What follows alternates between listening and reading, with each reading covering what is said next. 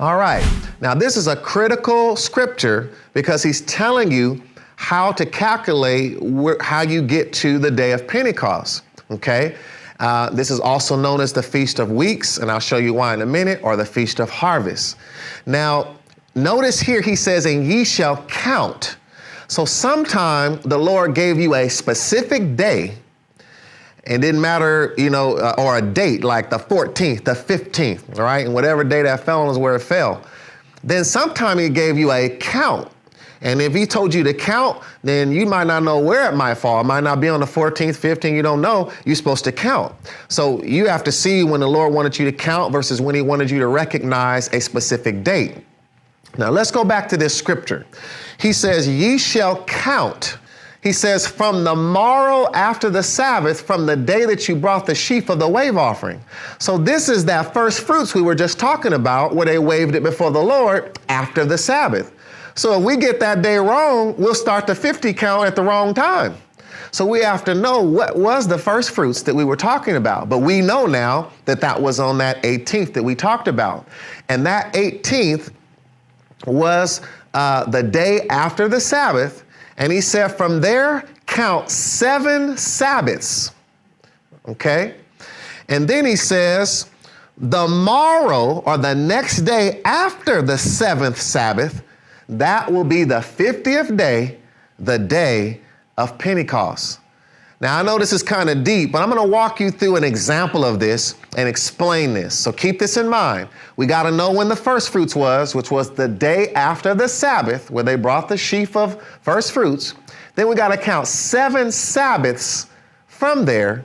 And then the morrow after that 7th Sabbath is the 50th day. Because remember, a Sabbath it would be a full week to get to a Sabbath. Every Sabbath would be a whole week to get to that Sabbath.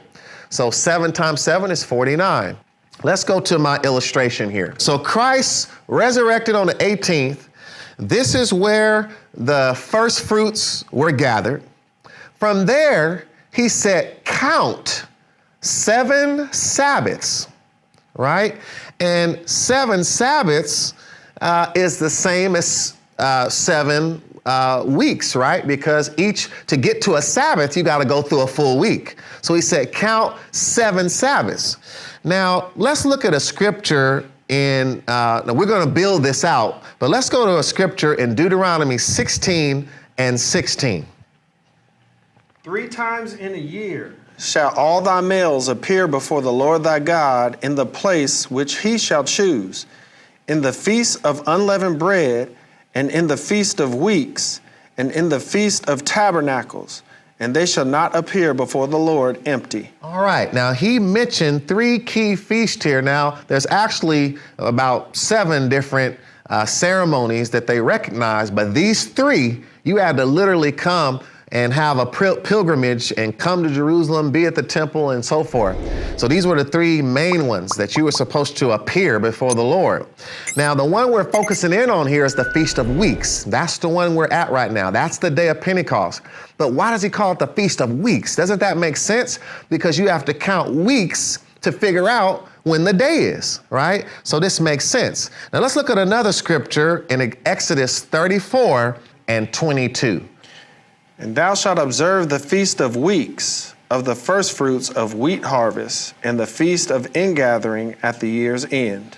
Keep in mind, he called the Feast of Weeks the first fruits of wheat harvest.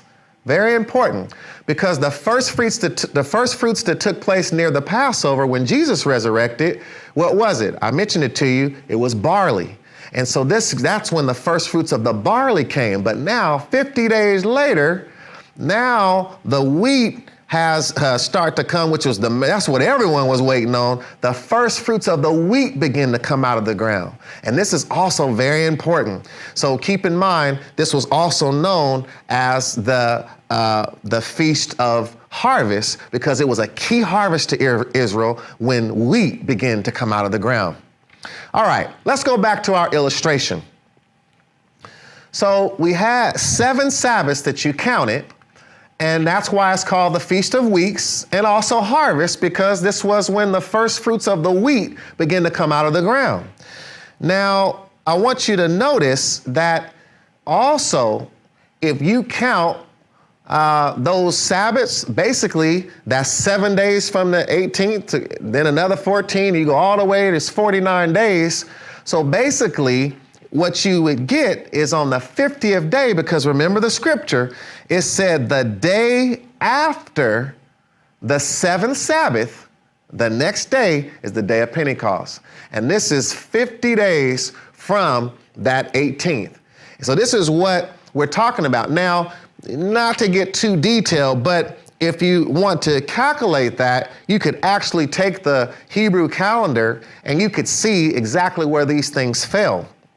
Nisan or Abib, this was the month, the first month that the Lord recognized in the Hebrew calendar. This was our April, which we'll talk about later. And then Layar is another key area where this was our May, and this was only a 29-day month. So Israel, their months either had 30 days or 29 days because they related it to the moon and the 29 and a half phases of the moon. It took 29 and a half days. And so they balanced that with 30 days and 29 days in some of their months.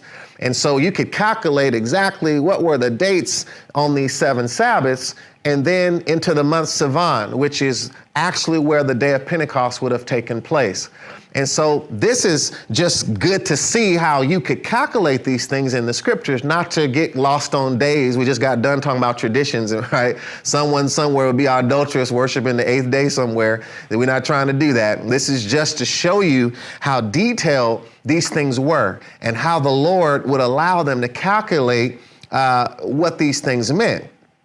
So let's go back to that illustration for a minute. So we have the first of the first fruits, which was the barley grain at the time period near the Passover on the 18th, when they waved the sheaves before the Lord. And then we have the first fruits of the wheat that happened about 50 days later. And this is what they were celebrating at the Feast of Harvest and at the Feast of Weeks that we talked about. All right, now let's take all of this, and I want to go back to the final area.